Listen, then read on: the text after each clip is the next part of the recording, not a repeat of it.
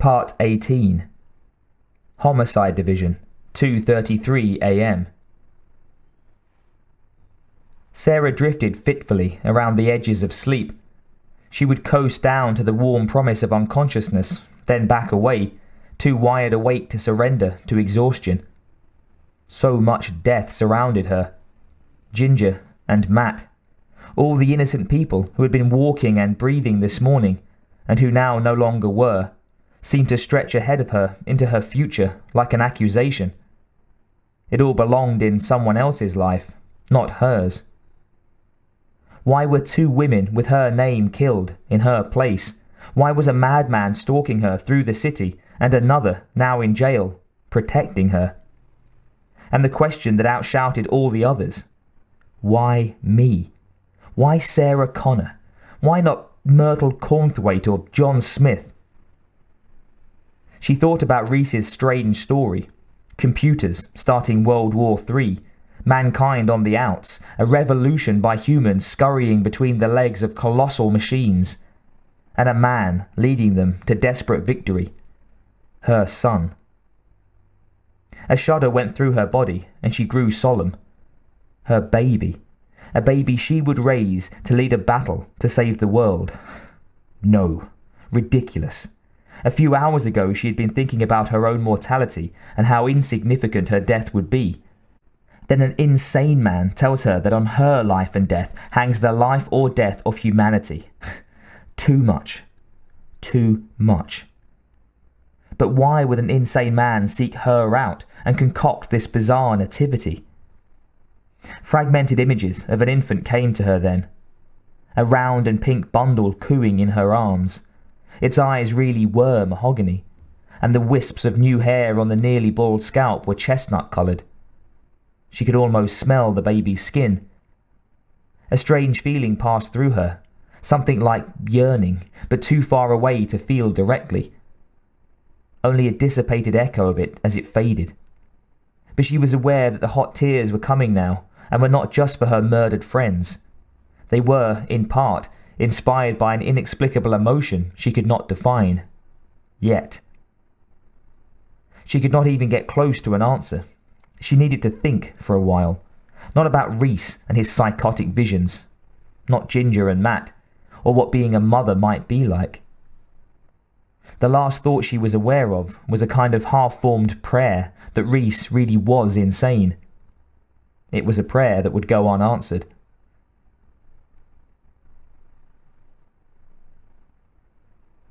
Silberman tapped on the plexiglass partition next to the bulletproof glass booth enclosing the night desk sergeant. The sergeant, Eddie Rothman, glanced over at the psychologist, then pressed the little red button below the top of the counter. There was an annoying buzz-clack as the electric bolts on the stainless steel security door slammed back. Silberman stepped into the lobby, mumbling a distracted good night to the sergeant.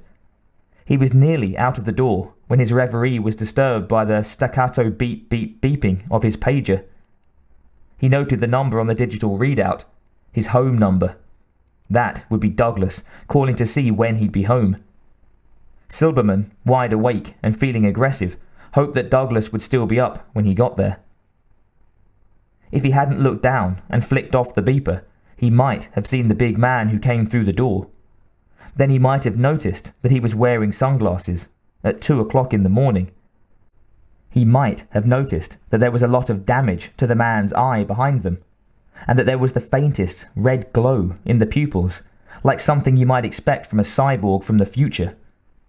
Silberman might have saved a lot of lives if he had looked up before stepping out of the station.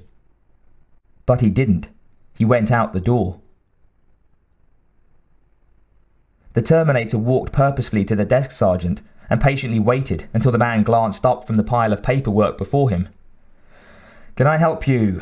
Sergeant Rothman asked in a very bored voice. He noticed the big man's nasty pallor.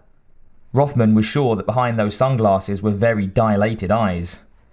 "Another junkie," he thought to himself, cynically. "I'm a friend of Sarah Connor," the Terminator said flatly. "I was told she is here. Can I see her, please?" "No, she's making a statement." "Where is she?" the Terminator asked slowly, in case the man on the other side of the glass was having trouble understanding the request. Sergeant Rothman tossed down his pencil and glared laconically at the big man. "Why do they always wander in on my shift?" he pondered. "Look, pal," Rothman began, like an impatient schoolteacher. "It's going to be a while. You want to wait? There's a bench." He adjusted the thick glasses on his nose and returned to his paperwork. The Terminator took a step back, not in the least perturbed at the sergeant's rebuff. Not at all. It scanned the booth, noting the thick, probably bulletproof glass. To the side was a heavy steel door, the entryway. Beyond were various rooms and offices, and somewhere inside was Sarah Connor. The Terminator politely stepped back up to the booth and rapped on the glass. "I'll be back," it said. With that, it turned around and unhurriedly strolled out the front door. Behind the lobby, deep in the maze of hallways and offices, Reese was being escorted by Vukovic and another plainclothes detective to a holding room where he would await transfer to the psycho ward at County General for further evaluation. His worst fears were coming true. He had given away everything and received nothing in return. Tactically stupid. The price was going to be Sarah's life and the lives of millions yet unborn. John had been right. Trust no one. Depend on nothing. It was time to get her out. For the last few moments, Sergeant Rothman absorbed himself in the meticulous task of filling out duty reports. If he had been more alert, he would have noticed a pair of headlights swiftly approaching the front of the station. Like Silberman, he allowed his petty concerns to distract him from life's essential data. Unlike Silberman, he would not live to regret it. As the headlights of the Terminator's stolen Chevy Impala charged towards the glass entrance, Rothman squinted into the blasting glare. He chose, as his final act, to say the words, "Oh shit." Statistically, the most popular last words in violent deaths. 600 pounds of plate glass exploded in an opaque white storm as the four-wheeled juggernaut tore into the lobby, tossing broken beams and other debris like a wave before it. The car charged up to Rothman's booth and punched through it at 50 miles an hour. Both the booth and the sergeant were crushed together in an indistinguishable mass and driven through the wall behind. At the other end of the building, on the couch in Traxler's office, Sarah was jerked awake by the distant crash. She blinked her bleary eyes and tried to place the sound. The Terminator's Chevy, dragging half of the lobby behind it, slid to a halt about 20 feet inside the main station area. In a flash, the cyborg kicked out the shattered windshield and leaped onto the Impala's hood. In one hand was the AR-180, in the other the SPAS-12. Brandishing both like pistols, the Terminator dropped to the corridor floor and began hunting. The first casualties were a pair of 6-year veterans who stepped into the hall to see what the hell was happening. One of them still held the cup of coffee he'd been sipping. The Terminator nonchalantly squeezed off a couple of rounds from the AR assault rifle and ended their lives in a shower of plaster and blood. Sarah now heard the faint but unmistakable sound of gunfire echoing back to her. The seed of apprehension she had felt upon waking was now blossoming into full alarm. The Terminator stepped over the two very dead officers and continued forward without breaking stride. It glanced into the room they had run out of. Empty. Rolling up to the next door, the cyborg tried the handle. Locked. The big machine took one step back and kicked it in. When his office door flew open, the man behind the desk was desperately reaching for his revolver and jumping out of his chair. 3 feet away was another door, an open door. If I can just reach it, the officer thought. He saw the Terminator raise the AR-180 as he ducked through the door. Safe, he thought. The Terminator's computer-enhanced vision tracked the cop as he dashed around the wall.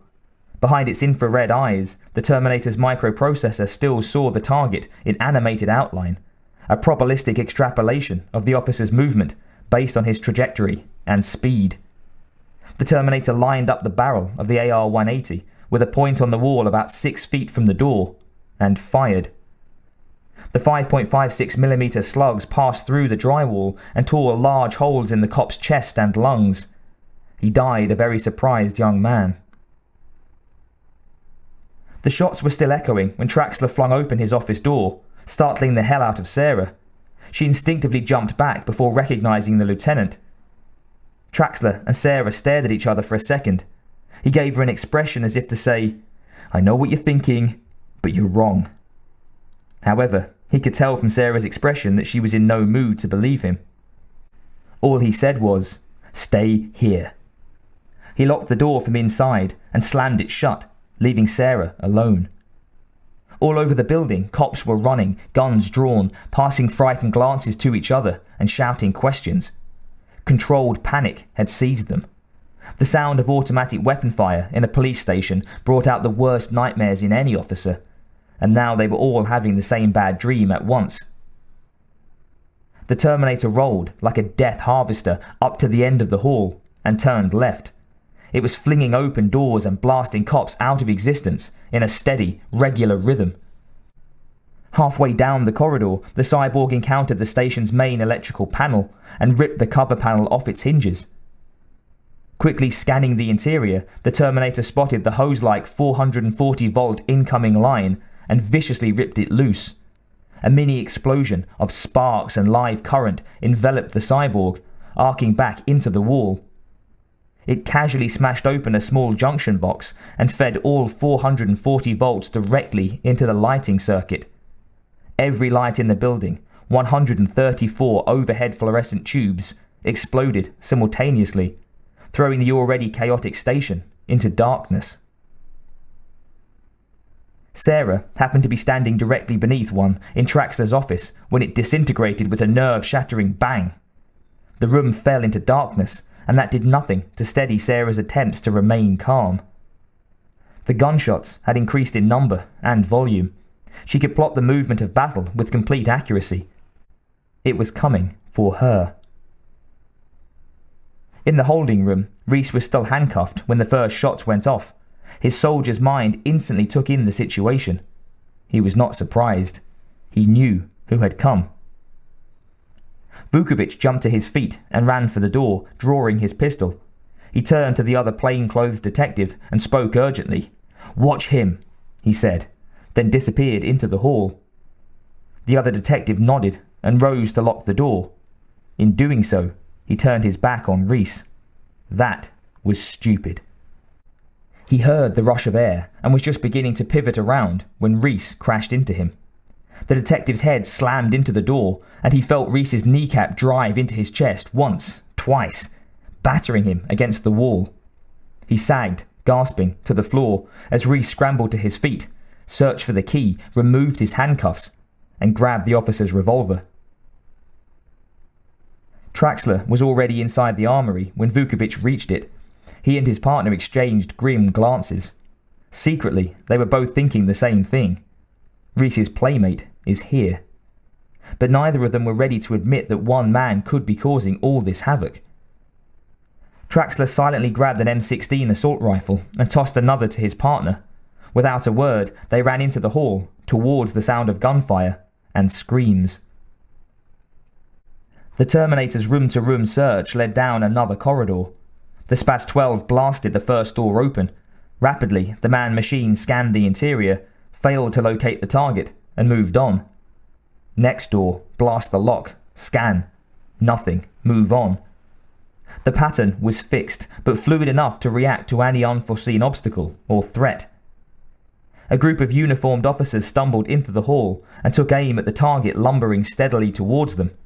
6 pistols erupted at once, punching holes into the Terminator's chest, arms and legs.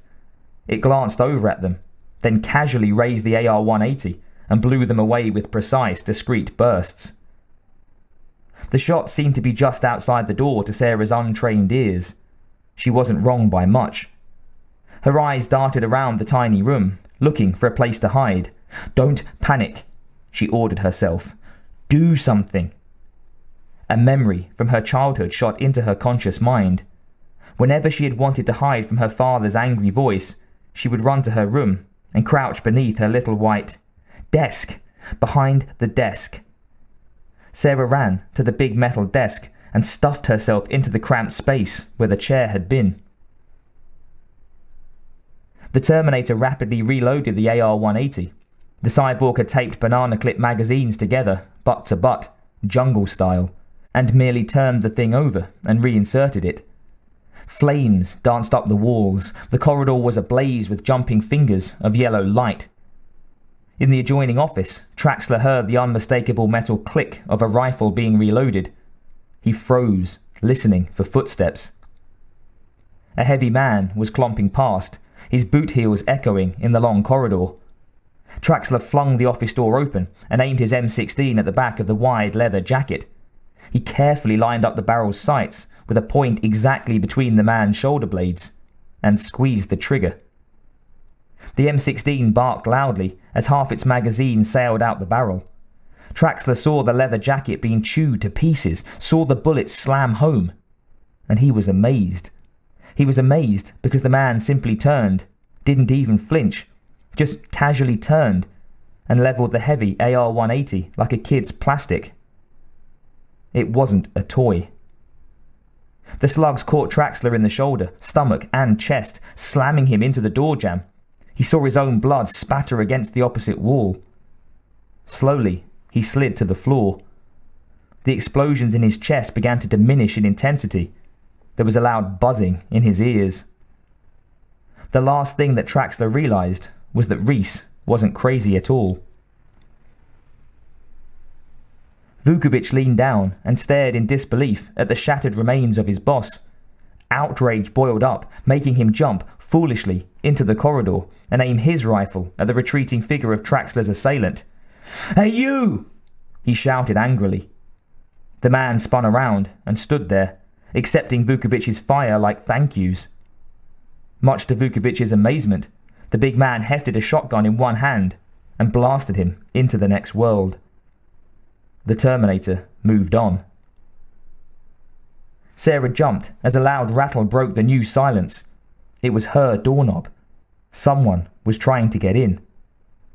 Her teeth were chattering with fear as she peered over the top of the desk. A large silhouette was visible just beyond the opaque glass door. It was him. She knew it. Sarah ducked back under the desk. Raw terror was creeping over her. These were to be the last moments of her life. There was a loud crash of glass. Someone punched through the door's window and reached inside for the lock. The door flew open, and a single pair of footsteps ran in. Sarah closed her eyes. Nothing happened. "Sarah!" a voice cried out. It was Reese. Without a second of hesitation, Sarah scrambled out from beneath the desk and ran to him. Reese was even more relieved than Sarah. She was alive. The mission was still alive. He grabbed her hand and they raced into the hall. The fire that had begun in a single room at the front of the building had spread, threatening to engulf the entire station. In the hallway that Reese and Sarah raced through, smoke was billowing all around, accompanied by the screams of dying men. Reese had an iron grip on Sarah's hand as he flashed through the bullet-shattered rooms. He was keeping out of the open hallways. That's where all the bodies were. And that's where the Terminator was prowling. Reese was used to fighting room to room and in small rat-warren tunnels. This was his territory. The fire was raging now, eating the station whole. Reese knew that in a few seconds the heat alone would kill anyone still inside. He ploughed through a padlocked door into a supply room and saw the parking lot through its window. Reese smashed it open, grabbed Sarah, barely conscious from all the smoke, and stuffed her through. The Terminator felt the temperature rising. Very soon its skin would start to blister and die. Though with its cover abandoned, that didn't matter much. The gunfire had abated. There were no more things to kill, and still it had failed to locate the primary target. The cyborg began to consider the various scenarios of her possible escape when the faint sound of an automobile starter motor whirring came through the roar of flames. Instantly, the Terminator realized where the target was. Dropping the empty shotgun, it ran to the rear exit door. When the Terminator reached the parking lot, Reese had already hot-wired the red Pinto and was racing towards the driveway. He saw the Terminator standing, backlit by fire, in the open doorway. "Get down!" he shouted to Sarah. The Terminator carefully aimed the AR assault rifle, taking into account the car's speed and tangential course. It fired 3 quick shots before the gun emptied and the target passed from view around the building's corner. Reese and Sarah were lucky. The first bullet hit the left fender, just behind the headlight. The second passed over the top of the engine. An inch lower and the Pinto would have been dead. The third slug punched into the driver's door and sliced through something soft before embedding itself harmlessly in the floor mat. For the next hour, Reese drove with total concentration, pausing in his vigil of the road only briefly to observe Sarah's condition.